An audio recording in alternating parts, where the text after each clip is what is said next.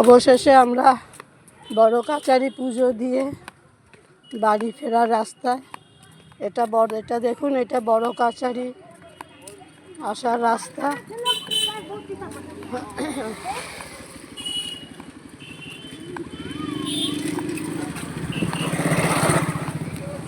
যে যেখান থেকেই আসুন বাঁকড়াহাটে নামতে হবে। বাঁকড়াহাটে নেমে তারপরে টোটো, রিক্সা, অটো, ভ্যান সবই আসে। আবার হেঁটেও আসা যায়, খুব একটা দূরত্ব না। এইটা হলো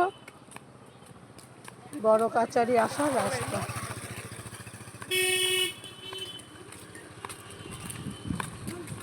এই যে সব দলে দলে যাচ্ছে। শ্রাবণ মাস, সোমবার।